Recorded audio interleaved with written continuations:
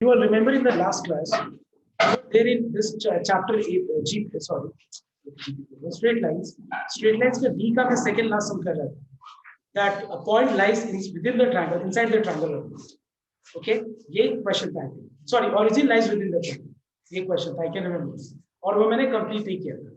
तो आज हम ये सब को complete करेंगे पहले. Okay? Is this clear everyone? So आज का question क्या है? सबसे पहले वो exercise D का second last sum को complete करना. That origin lies within the triangle. Because वो complete नहीं हुआ था last day. And then one more thing, because ये last एक week से मैं एक भी videos upload नहीं कर रहा हूँ जो भी class का है. Today after the class, I mean मैं class के बाद evening time में upload करूँगा because function हम लोग का खत्म होके फिर शाम हो जाएगा. Then I'll upload in the evening. Okay, because बहुत लोग videos का wait कर रहे हैं कि इस video को देख के next आगे बढ़ेगा, तो मैं आज video share कर दूँगा. So it is exercise which one? What D? Tell me. 11D, no? 16D. 16D. And we were there in question number 11. Okay, second last sum. So let us continue.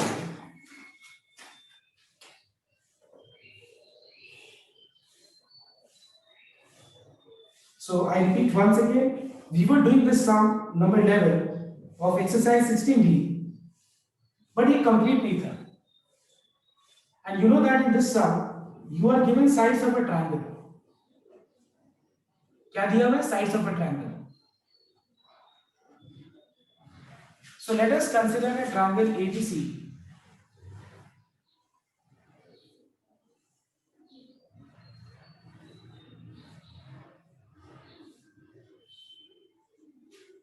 So मान लेते हैं कि जो पहला equation है वो side AB को represent कर रहा है. ठीक है,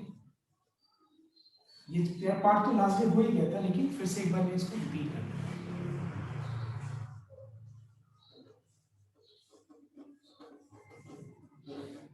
उसके बाद जो दूसरा वाला साइड है वो BC को रिप्रेजेंट कर रहा है.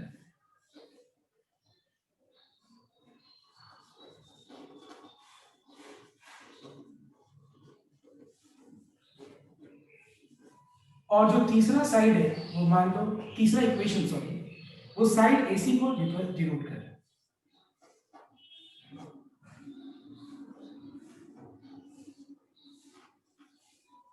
This is 3. All right, everyone. And we have to show that origin lies within the triangle. Origin lies within the triangle. We have to show. Triangle के अंदर lie कर रहा है. Now, one of you just can you repeat that what was the value we had calculated in the last class? What was the value of coordinate A, B, and C? -2. Yes, ask them. आराम से एक बार बोलो फिर से.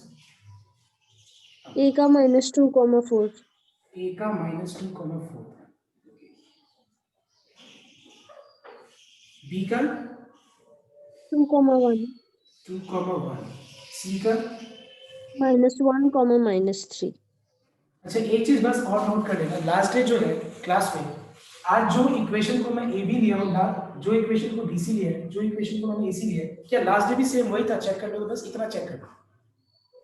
हाँ sir. Yes, sir. अब हम लोग आगे बढ़ते हैं. देखो, now in the last class you all have seen I mean few more concepts जो कि देखा है तुम लोगों ने कि अगर आपको चेक करना है कि एक लाइन का इक्वेशन दिया हुआ है और दो पॉइंट्स दिए हुए हैं, हाउ टू चेक कि ये दोनों पॉइंट्स लाइन के एक तरफ लाई कर रहा है, एक साइड में या ऑपोजिट साइड में. याद होगा तुम लोगों मैंने बताया था कि लाइन का इक्वेशन में के लेफ्ट साइड में A और B पुट करना. अगर दोनों को पुट करके साइन सेम आए मतलब सेम साइड में लाई कर रहे हैं. I hope you remember that. अगर अलग साइन आए मतलब they lie on the opposite side. Alright everyone. तो आज भी हम लोग इस कांसेप्ट को अप्लाई करने वाले हैं, तो ध्यान रखें. पहले हम क्या करेंगे, केस 1. केस 1 में मैं A ले लूंगा which is -2,4 and origin which is 0,0. Clear? And I will substitute in the left hand side of equation side BC. जो साइड BC है उसके लेफ्ट हैंड साइड में हम सब्स्टिट्यूट करेंगे. taking LHS of equation 2. Now if I write side BC, that will be better. If you take LHS of side BC, you find that we have 4x minus 3y minus 5. अब हम एक बार ए put करते हैं LHS में, इसमें अगर हम LHS में एक बार हम ए पुट करेंगे तो we have minus 8 minus 12 minus 5. What is the answer? It is minus 25. What is the sign? Our main objective is to just identify the sign part. Value क्या है उससे हम उतना मतलब नहीं है, हमको हमारा ऑब्जेक्टिव है साइन पार्ट को देखना। अब हम लोग देख एक बार लेंगे ओरिजिन विच इज 0,0 और इसमें पुट करेंगे हम लोग तो आंसर -5 है। साइन क्या है? नेगेटिव। अच्छा बताओ तो सेम साइन होने का मतलब क्या है? ए और ओरिजिन दोनों का साइन सेम है, इसका मतलब क्या है? Can you interpret and can you just tell me? Yes tell.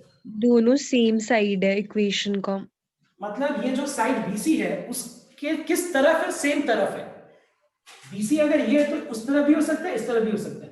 लेकिन एक बात बताओ, इस सम में क्या ए इस तरफ हो सकता है? नो सर, क्योंकि मुझे ए का तो पोजीशन पता है। देखो BC के रेस्पेक्ट में मुझे ए का पोजीशन पता है और मैंने ए को और ओरिजिन को BC में पुट किया तो साइन सेम आया। इसका मतलब they lie on the same side, but same side means which side? जिस तरफ ए है इस तरफ नहीं हो सकता इस समय, क्योंकि मुझे ए तो दिख रहा है ना कहाँ है। अगर ए नहीं दिखता तो अलग बात है, लेकिन ए तो मुझे यहाँ दिख रहा है कहाँ पे, तो सेम साइड मतलब यहाँ पे ओरिजिन किस तरफ लाई कर रहा है? Above BC। समझ में आया? तो हम यहाँ लिखेंगे there since sine is same therefore A and O lies on the same side. Clear? They lie on the same side. And here same side means origin जो है वो BC के ऊपर लाई कर रहा है। ठीक है ना? अब एक बात बताओ, मुझे कैसे पता चला कि A को और origin को BC में ही पुट करना है? क्या मैं A को AB में या फिर मैं AC में पुट करके कुछ होता फायदा? कोई फायदा नहीं होता। मैं बता रहा हूं क्या कारण है। देखो फायदा कोई इसीलिए नहीं होता बिकॉज बहुत लोग दिमाग में हमको पता है, ये भी क्वेश्चन आ रहा हो कि क्यों मैंने ए को और ओरिजिन को BC में पुट किया।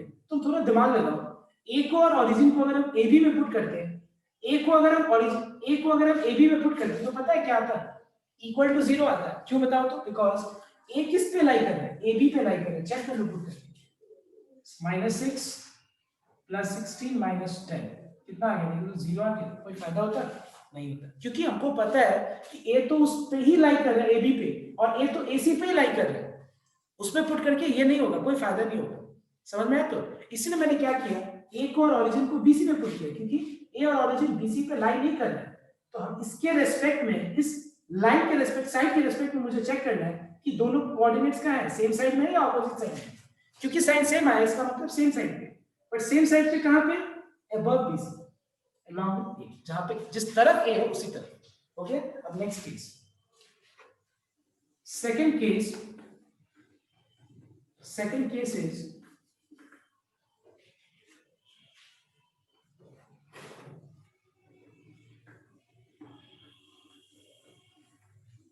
Now case 2। अब हम केस 2 में हम लेंगे B और ओरिजिन। अब कोई बता सकता है B और ओरिजिन को हम कहां पे पुट करेंगे? AC में पुट करेंगे। कभी भी AB में और BC में मत पुट करना, कोई फायदा नहीं होगा, उससे कुछ हम कंक्लूड नहीं कर पाएंगे। और हम अब क्या करेंगे? Taking LHS of equation AC और साइड AC, एक ही बात है। So if I take the LHS of side AC, we have 7x + y + 1। अब इसमें हम क्या करेंगे? एक बार B पुट करेंगे, तो B पुट करने से आंसर देखो पॉजिटिव आया।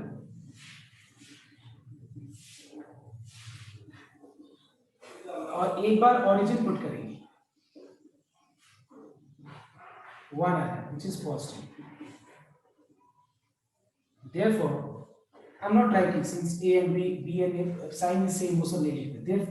Therefore, B and O lies on the same side.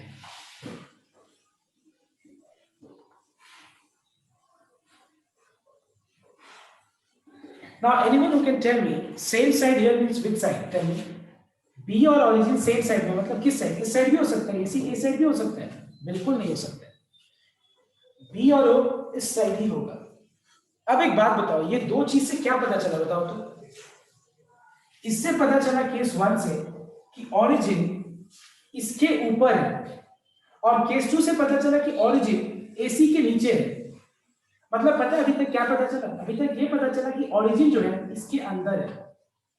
देखो इसके अंदर है, ये दो साइड्स के अंदर है. समझ में आया तुम्हारा? लेकिन अभी तक हम लोगों ने ये नहीं प्रूव कर पाया कि origin पूरा ट्रायंगल के अंदर है, क्योंकि अभी तक हम लोगों ने क्या प्रूव किया कि इसके अंदर है. समझ में आया तुम्हारा? अगर हम इसको एक्सटेंड करें अंदर मतलब यहां भी हो सकते हैं. अब हमको क्या करना पड़ेगा? फाइनली हमको केस 3 में क्या करना पड़ेगा?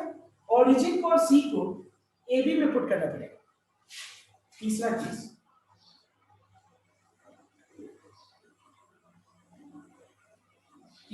में C को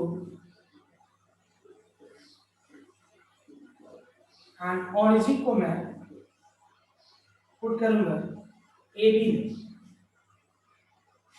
taking LHS of side AB. So what is the LHS of side AB? It is 3x plus 4y minus 10. और इसमें हम लोग एक बार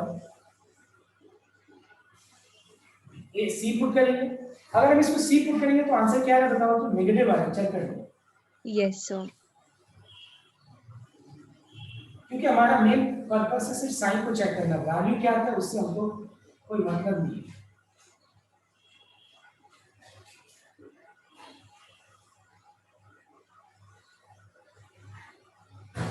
माइनस साइन सेम है, इसका मतलब क्या हुआ? इसका मतलब ये हुआ therefore C and O lies on the same side. Same side of, let's write now AB. Same side of AB. यहाँ पे same side of AC और यहाँ पे same side of AB. BC sorry. यहाँ BC. बताओ तो. देखो अभी हम लोगों ने क्या किया? origin को और A को पुट किया. साइन सेम आया मतलब वो दोनों सेम साइड लाई कर रहे हैं, मतलब BC के ऊपर लाई कर रहे हैं. केस 2 में मैंने क्या किया? B और origin को पुट किया. AC में सेम साइड आया मतलब एक साइड इस तरफ होगी. और अगर हम लोगों ने C और origin को पुट किया सेम साइड आया मतलब AB के इस तरफ लाई कर. तो बताओ तो तीनों कंडीशंस को अगर हम देखें केस 1, केस 2, केस 3, तो क्या पता चला कि origin किसके अंदर लाई कर रहा है? बताओ तो. यस, ट्रायंगल कि पूरा ट्रायंगल के अंदर origin लाई कर रहा है. तो एक बार ये लिख करके पूरा यहाँ पे कॉपी करके उसके बाद लास्ट में कंक्लूजन लिखना है ऐसे. Therefore, from case 1, case 2 and case 3 we can say that origin lies within the triangle. Okay everyone, copy down. I am not erasing. After copying, पहले कॉपी करो अच्छे से और समझो क्या किया है. और मैं टाइम दे रहा हूं, अगर डाउट होगा तो तुम अपना डाउट क्लियर कर सकते हो. एक बार आराम से पहले कॉपी करो. In the last class, while I had started exercise 16D, I said you all not to do few questions, and I repeat once again that from exercise 16D you don't have to do these questions. Please write down once again if you have not written, okay? If you have not marked. The questions are question number 7 ka 2, then question number 8 and 9. Clear? These are the 3 questions which you all don't have to do, okay? Apart from these questions, I'll upload video today. जो लोग ने नहीं देखा है वो देख करके और पूरा कंप्लीट कर सकते हैं 16D. ठीक है, 16D पूरा कंप्लीट करने सबको. ना बचा इस पे, अगर हम लोग देखें सीरियली B से हम लोगों ने स्टार्ट किया था तो D तक पूरा हो चुका है. 16E बचा है. लेकिन पहले मैं क्या करूंगा? Again I am coming back to exercise G. See I have got my own way of doing I mean exercise कि मुझे ऐसी तरह से अच्छा लगता है मतलब कराना, ठीक है, क्योंकि मैं कनेक्ट करता हूँ हर एक टॉपिक को हर जगह। तो बुक में जैसे दिया मुझे वो पसंद नहीं है।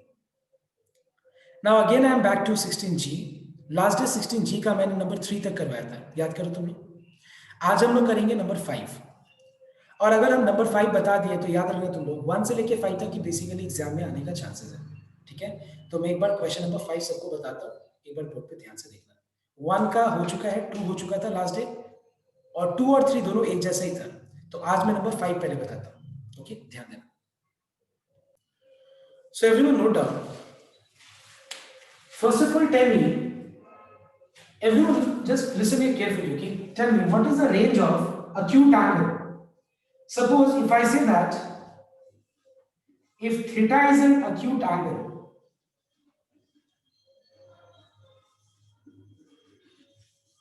if I say that theta is an acute angle, can you tell me what will be the range of that theta? Anyone? 0 to 0 90. degree to 90. अच्छा एक बात बताओ, तो 0 डिग्री हो सकता है? यस, क्या? यस, So more than 0 वो नहीं होगा. Theta will be more than 0 less than 90 degree, ठीक है। अब एक बात बताओ, सपोज अगर एक एंगल अक्यूट है, तो एक बात बताओ उसका बाइसेक्टर ड्रॉ करेंगे, तो बाइसेक्टर जो है ये पूरा एंगल्स को अगर दो पार्ट्स में डिवाइड करेगा, so can I say that if theta is an acute angle, can I say that कि अगर हम थीटा को दो पार्ट्स में डिवाइड करें, बाइसेक्ट करें, तो बताओ तो एक बार इसका ईच पार्ट का रेंज कितना होगा, बताओ तो एक बार। इसका बाइसेक्टर का जो रेंज होगा वो क्या होगा, 0 डिग्री से बड़ा और लेस देन क्या होगा बताओ तो 45 degree. Do you all agree? Yes, sir. So here we find that theta by 2 means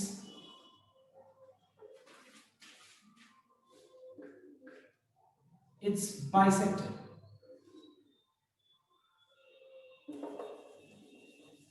Theta by 2 is the angle obtained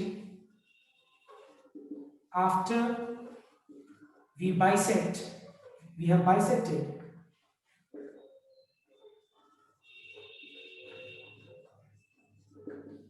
angle theta. मतलब अगर हम लोगों ने एंगल थीटा को अगर हम लोगों ने बाइसेक्ट कर दिया, you know what is the meaning of bisect मतलब दो पार्ट्स में डिवाइड करना, तो थीटा बाय 2 क्या रिप्रेजेंट करता है, एंड उसका बाइसेक्टर।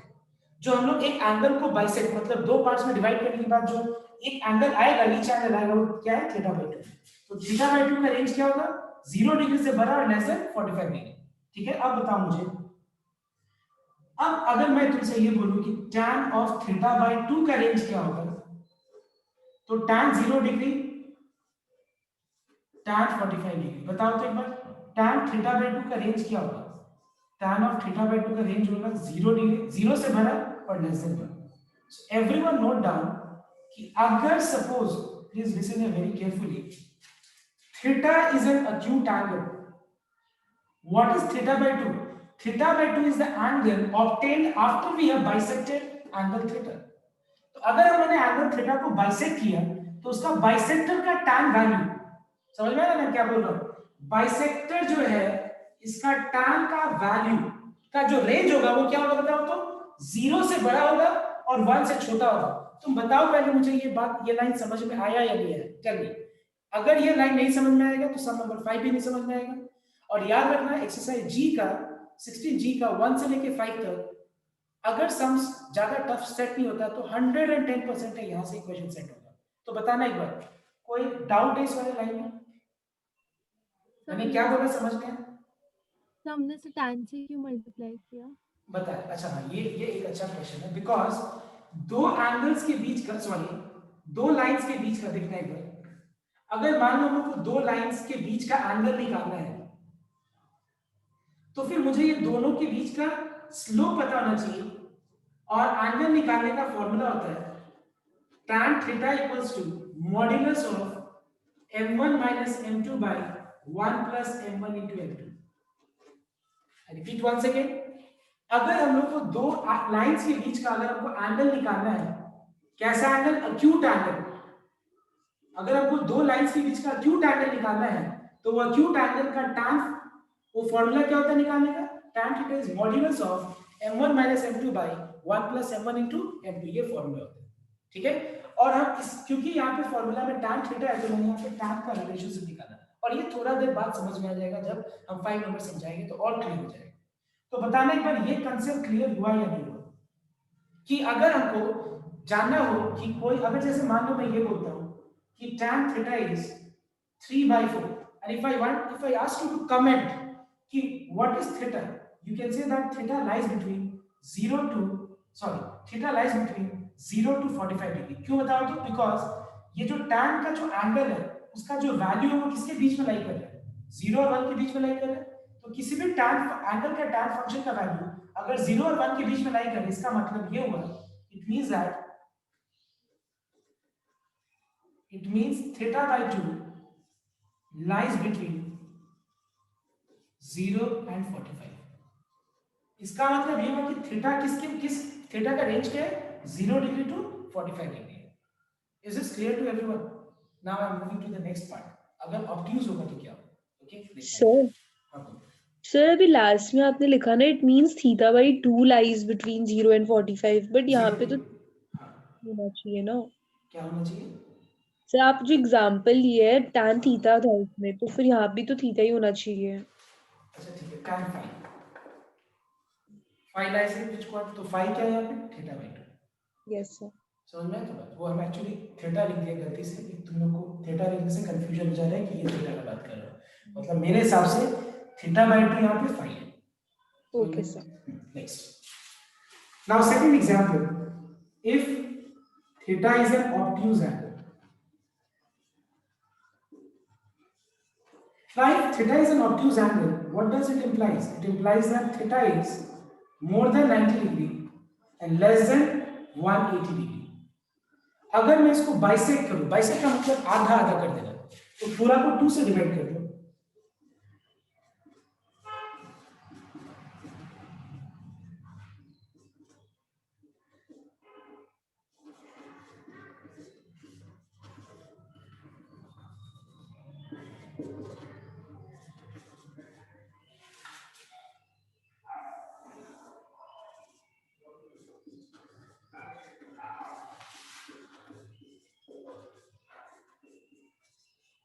What is tan 45? 1.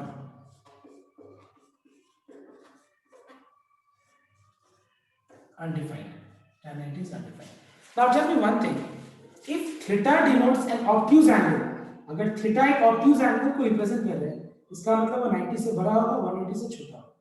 उसका बाइसेक्टर मतलब दो इक्वल हाफ्स में डिवाइड कर, पूरा को 2 से डिवाइड किया, तो उसका बाइसेक्टर क्या होगा? 45 से बड़ा, 90 से छोटा।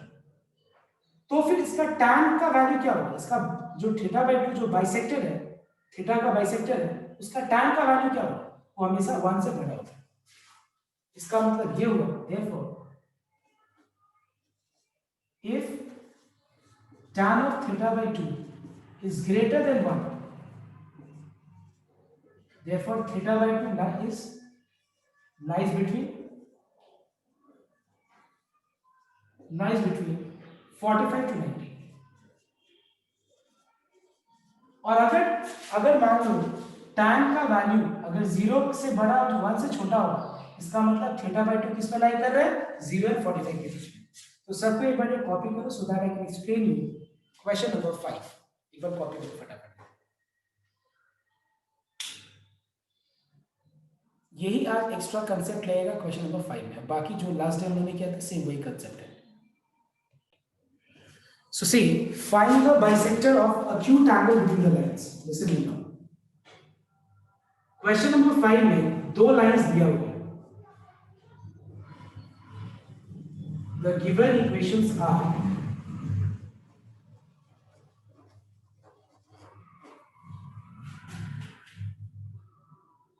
-3x - 4y + 11 = 0। Mark it as equation number 1। अभी कुछ कॉपी मत करना, नहीं तो समझ में नहीं आएगा। मैं बता रहा हूँ, इस बात का गारंटी देता हूँ। ये सम बहुत ही लंबा है और एक बार ध्यान से देखो। ठीक है, दो इक्वेशन दिए हैं। जस्ट लास्ट डे का एक पार्ट को याद करो, तुम लोग मैंने बताया था कि अगर दो लाइंस है, ठीक है, if you have got two lines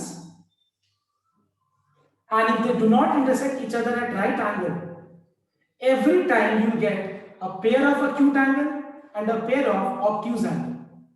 Let us mark this line with as equation number 1 और इस लाइन को मैं इक्वेशन नंबर 2 मार्क कर देता हूं, क्योंकि ये तो क्लियर है कि एक लाइन को प्लॉट करने के बाद ग्राफिकली हम लोगों को क्या मिलता है बताओ तो, स्ट्रेट लाइन मिलता है, वो तो क्लियर ही है सब। अब ये जो दो लाइंस है अगर वो राइट एंगल पे इंटरसेक्ट नहीं करेगा, इसका मतलब उसका एक एंगल जो होगा वो अक्यूट होगा और दूसरा एंगल क्या होगा, ऑब्ट्यूज होगा। तो मान लेते हैं डायग्राम पे मैंने इसको अक्यूट से डिनोट किया और ये वाले को ऑब्ट्यूज से डिनोट किया, ठीक है। अब देखो ध्यान से, तुम लोग को ये बात तो पता है कि इसका बाइसेक्टर्स निकालने का तो फॉर्मूला तुम लोग को पता ही है, लास्ट डे किया ही होगा तो, ठीक है। ये जो दो मैंने डॉटेड लाइन से शो किए ये तो निकालने लास्ट डे तुम लोग को आता है।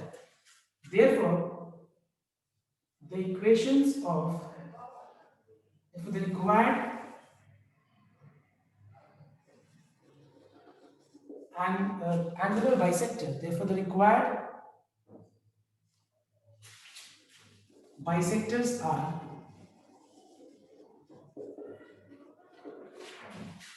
मॉड्यूलस के अंदर आ जाएगा।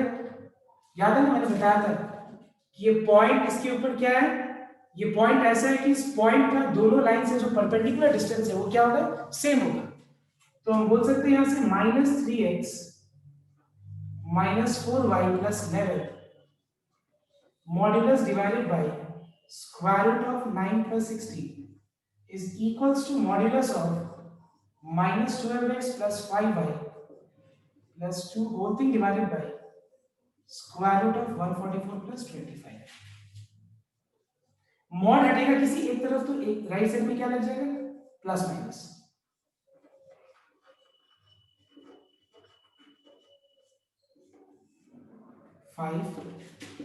प्लस माइनस मॉड हटा दिया मैंने, by how much, 30। so either -3x - 4y + 11/5 equals to -12x + 5y + 2/30। इसको सॉल्व करो और -3x - 4y + 11/5 equals to -12x + 5y + 2/30। Everyone, your task is to solve both the equations and tell me the final answer। बताओ solve करके sir positive वाला का मेरा -9x -77y + 133 = 0। 133 133 और negative वाला का 11x + 3y 11x + 3y + 7 = 0। + 7 = 0। Very good. तो मैंने -7 सुनाई नहीं, एक्चुअली थोड़ा क्लियर नहीं है आवाज। -70, ठीक है ठीक है ना। देखो एक बार दिया ही हुआ यहाँ पे, ये कहीं कुछ गड़बड़ तो नहीं है ना ये वाला, please check once, is this right, या हो सकता है राइट ही है। एक बार सबको यहाँ तक कॉपी करो पहले। Everyone make sure that you don't try to answer directly, तुम लोग भी सॉल्व करके देखो, ठीक है। हो सकता है ना कि कुछ मिस्टेक हो तो तुम लोग अलग अलग सॉल्व करो तो पता चल जाएगा। 21x आया फर्स्ट वाला मेरा भी। 21x + 21x yes 21।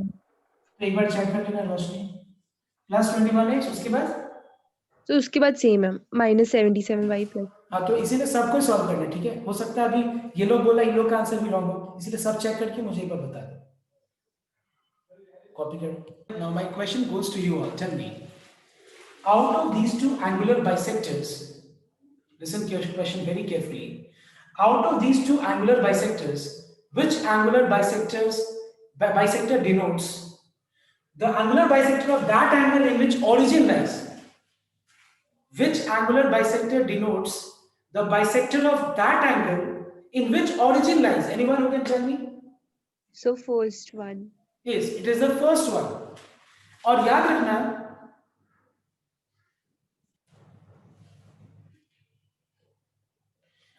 रखना कि ये जो पहला वाला जो पार्ट है ये वो लाइन है जो उस एंगुलर बाइसेक्टर को डिनोट कर रहा है जिस एंगल के अंदर ओरिजिन लाई कर रहा है, ठीक है। और ये तभी पॉसिबल है जब हम दोनों इक्वेशंस का कांस्टेंट का साइन पॉजिटिव रखेंगे। पॉजिटिव नहीं रखेंगे तो यही आंसर आएगा, आंसर में कोई दिक्कत नहीं है, आंसर हम लोग को फाइनली यही मिलेगा। तुम एक पॉजिटिव दूसरा नेगेटिव, एक नेगेटिव दूसरा पॉजिटिव रख के करो, कोई दिक्कत नहीं है, positive positive negative negative, answer यही आएगा। And in that case you would be able to identify कि किसके अंदर ओरिजिन लाई करे, किसके अंदर ओरिजिन लाई नहीं करे। Do you get my point? तो हमेशा इसको पॉजिटिव रखना ही ज्यादा बेटर है। ये तो हो गया लास्ट डे का पार्ट। आज अब इसमें एडिशनल एक पार्ट और क्या है देखना ही। इसमें पार्ट ये है, ये तो हो गया गिवन लाइंस,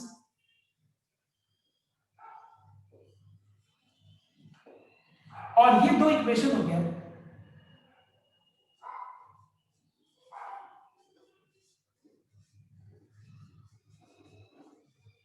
बाइसेक्टर्स, थर्ड, और ये हो गया सेकंड, फोर्थ, ये हो गया एंगुलर बाइसेक्टर्स, राइट।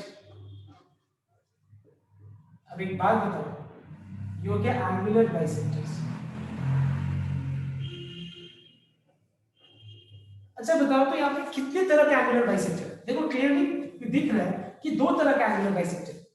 एक बाइसेक्टर है वो उसका एंगुलर बाइसेक्टर है, मतलब एक एक्यूट का बाइसेक्टर है और एक ऑब्ट्यूज का बाइसेक्टर है। Please note down, out of this 3 and 4, one is the acute bisector, the other is the obtuse bisector.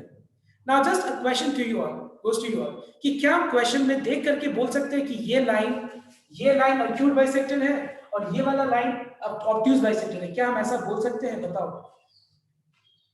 क्या हम बोल सकते हैं इक्वेशन को देख के? नहीं बोल सकते। अब हम बताएंगे मेथड जिसको देख करके हम लोग आइडेंटिफाई कर पाएंगे कि कौन सा acute bisector और कौन सा obtuse bisector। ध्यान रखें, मैंने इक्वेशन नंबर 1 और 3 को चूज किया। Let theta be the angle between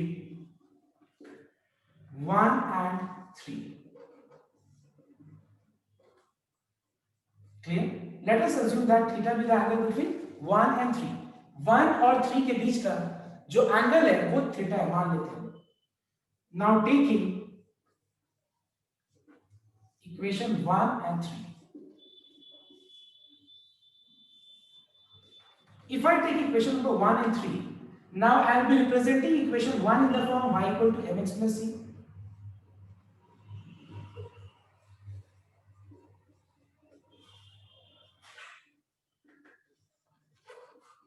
If I compare with this, the slope of this line,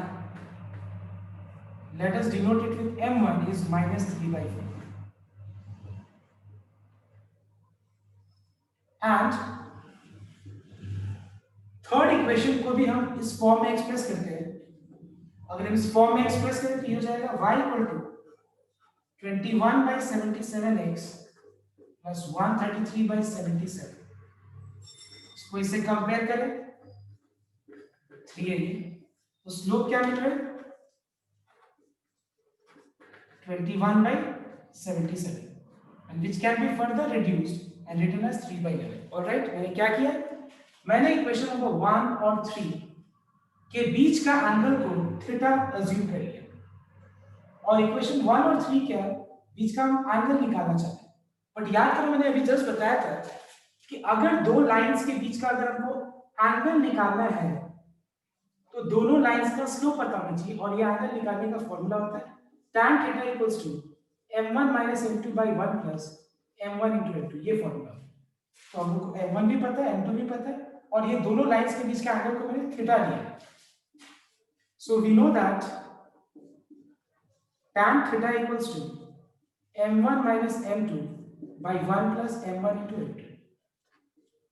Let us put m1, which is minus 3/4, m2, which is 3/11,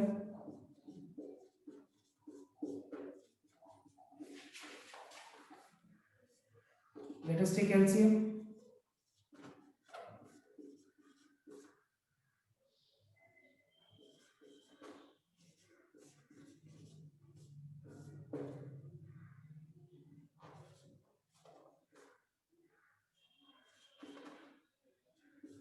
इसका modulus हो जाएगा positive और 9/3 is answer, sorry 9/7 is answer.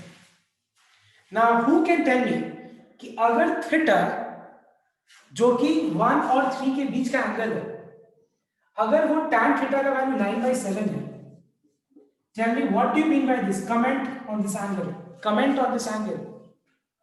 Theta is an obtuse angle. No, theta is not an obtuse angle. Theta is, listen here, theta is greater than 45 degree and less than 90.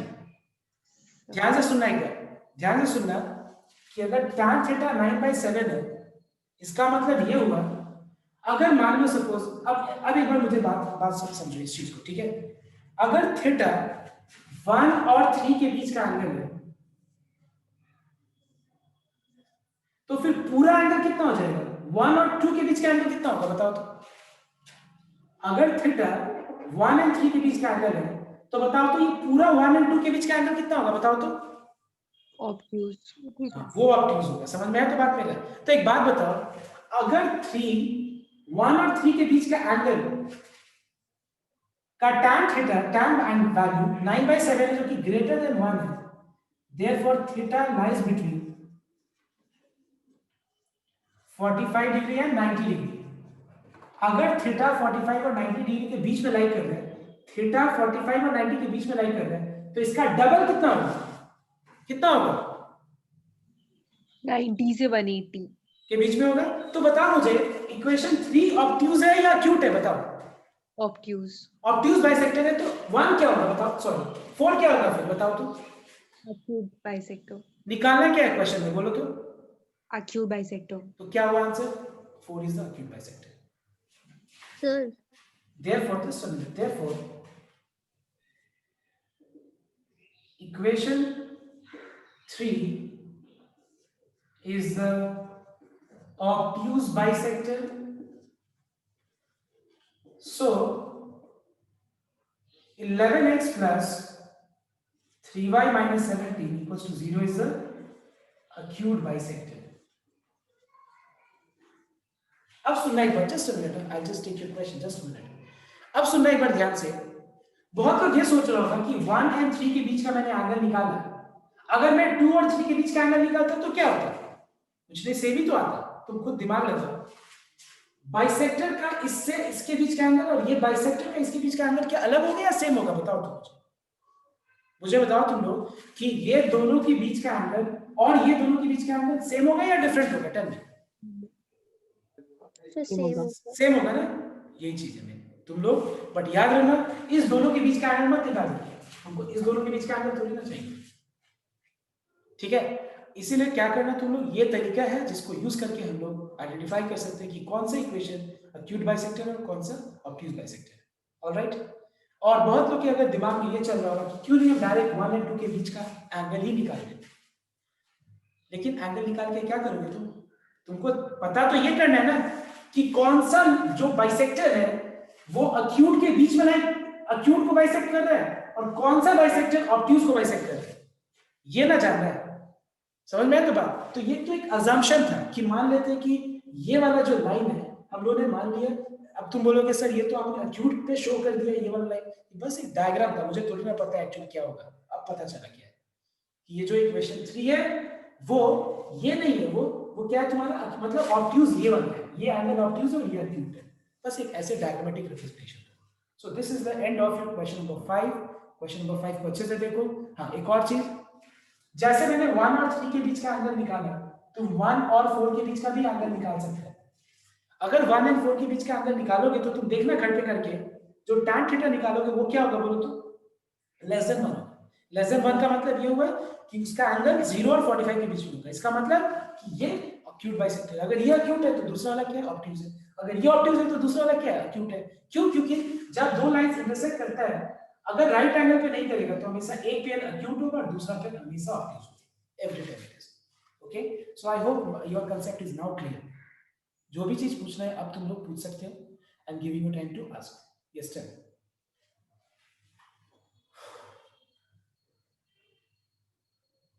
Yes, कोई doubt था? हाँ sir, clear हो गया।